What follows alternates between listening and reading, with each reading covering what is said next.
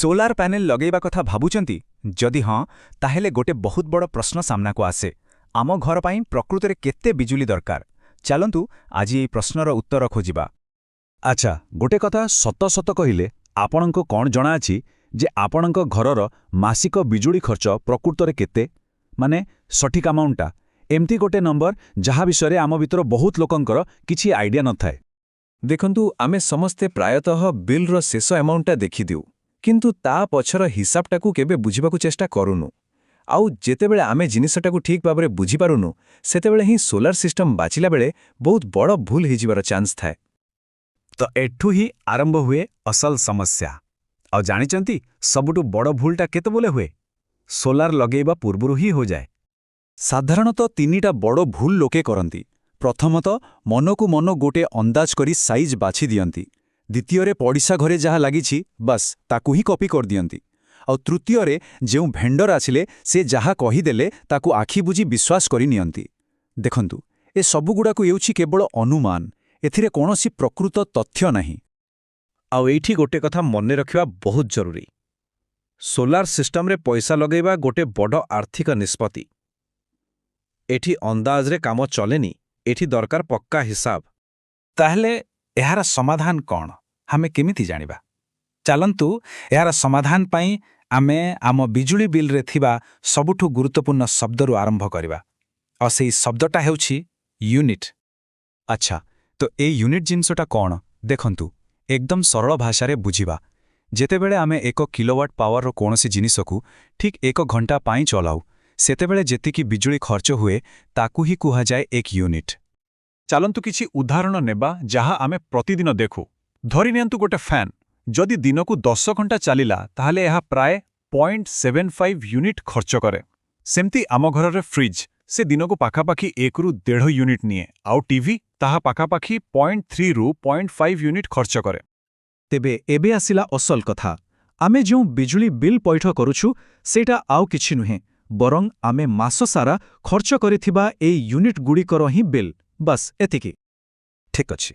ଏବେ ଯେତେବେଳେ ଆମେ ୟୁନିଟ୍ ବିଷୟରେ ଜାଣିଗଲେ ଚାଲନ୍ତୁ ଏହାକୁ ଗୋଟେ ରିଏଲ୍ ଲାଇଫ୍ ଉଦାହରଣରେ ଦେଖିବା।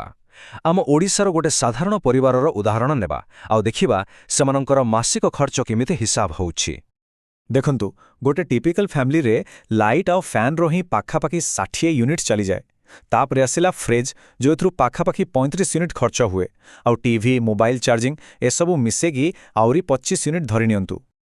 ତେବେ ଏ ସବୁକୁ ଯଦି ଆମେ ମିଶେଇ ଦେବା ତାହେଲେ ଗୋଟେ ସାଧାରଣ ପରିବାରର ମାସିକ ୟୁନିଟ୍ ଖର୍ଚ୍ଚ ପ୍ରାୟ 120ରୁ 160 ଭିତରେ ରହେ।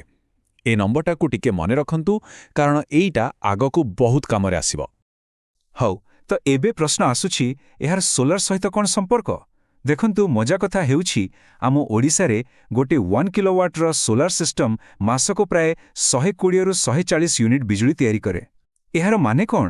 ଏହାର ମାନେ ହେଲା ଗୋଟେ 1 କିଲୋୱାଟ୍ର ସିଷ୍ଟମ୍ ଗୋଟେ ସାଧାରଣ ଘରର ବେସିକ୍ ଆବଶ୍ୟକତାକୁ ପାଖାପାଖି ପୂରାପୂରି ପୂରଣ କରିପାରିବ। ତେବେ ଏବେ ଯେତେବେଳେ ଆମ ପାଖରେ ଏ ହିସାବ ଅଛି ଆମେ ଠିକ୍ ନିଷ୍ପତ୍ତି କେମିତି ନେବା? ଚାଲନ୍ତୁ ଏବେ ଆମେ ଫୋକସ୍ କରିବା ସଠିକ୍ ସିଷ୍ଟମ୍ ସାଇଜ୍ ବାଛିବା ଉପରେ। ଦେଖନ୍ତୁ, ସରଳ ଭାବରେ କହିଲେ 1 କିଲୋୱାଟ୍ର ସିଷ୍ଟମ୍ ଆପଣଙ୍କ ବେସିକ୍ ଆବଶ୍ୟକତା ପୂରଣ କରିଦେବ। 2 କିଲୋୱାଟ୍ ଗୋଟେ ବଢ଼ୁଥିବା ପରିବାର ପାଇଁ ବହୁତ ଭଲ, ଆରାମରେ ଚଳିଯିବ। କିନ୍ତୁ 3 କିଲୋୱାଟ୍ର ସିଷ୍ଟମ୍ ଆପଣଙ୍କୁ ଭବିଷ୍ୟତ ପାଇଁ ପୂରାପୂରି ପ୍ରସ୍ତୁତ କରିଦିଏ। ଆଉ ହଁ, ଏଥିରେ ସରକାରଙ୍କ ତରଫରୁ ସବୁଠୁ ଅଧିକ ସବସିଡି ମଧ୍ୟ ମିଳେ। ହେଲେ ଏଠି ଗୋଟେ ବହୁତ କମନ୍ ଭୁଲ ଲୋକେ କରନ୍ତି ଯାହା ବିଷୟରେ ମୁଁ କହିବାକୁ ଚାହୁଁଛି। ବହୁତ ଲୋକ ଭାବନ୍ତି, ଆରେ ଏବେ ତ 1 କିଲୋୱାଟ୍ ଲଗେଇ ଦେଉଛି, ଯଦି ଦରକାର ପଡ଼ିବ ପରେ ବଡ଼ କରିଦେବା।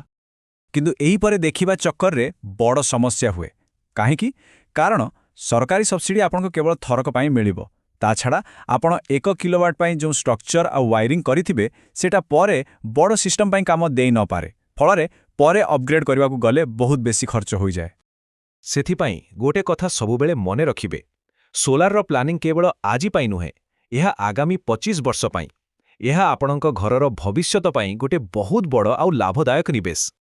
ତେବେ ଆଶା କରୁଛି ୟୁନିଟ୍ ଆଉ ଆବଶ୍ୟକତାର ହିସାବ ଏବେ ପୁରା ସ୍ପଷ୍ଟ ହୋଇଯାଇଥିବ। କିନ୍ତୁ କାହାଣୀ ଏଇଠି ସରୁନି। ପ୍ରଶ୍ନ ହେଉଛି 1 କିଲୋୱାଟ୍, 2 କିଲୋୱାଟ୍ ଆଉ 3 କିଲୋୱାଟ୍ ଏମାନଙ୍କ ଭିତରେ ପ୍ରକୃତ ଫରକଟା କ'ଣ? କାରଣ ଏହା କେବଳ ୟୁନିଟ୍ର ଖେଳ ନୁହେଁ, ଆମର ପରବର୍ତ୍ତୀ ଆଲୋଚନାରେ ଆମେ ଆହୁରି ଗଭୀରକୁ ଯିବା।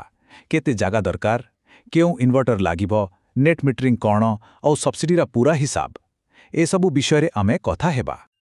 ଆଉ ଯଦି ଆପଣ ନିଜ ବିଲ୍କୁ ଦେଖି ଏକ ସଠିକ୍ ହିସାବ ଚାହୁଁଛନ୍ତି, ତେବେ ବେଶୀ କିଛି କରିବା ଦରକାର ନାହିଁ। ବସ୍ ତଳେ କମେଣ୍ଟରେ ବିଲ୍ ବୋଲି ଲେଖିଦିଅନ୍ତୁ, କିମ୍ବା ଆହୁରି ଅଧିକ ସୂଚନା ପାଇଁ ଆପଣଙ୍କ ପାଖରେ ଥିବା ଜୈବିକ ଅଫିସକୁ ମଧ୍ୟ ଯାଇପାରିବେ।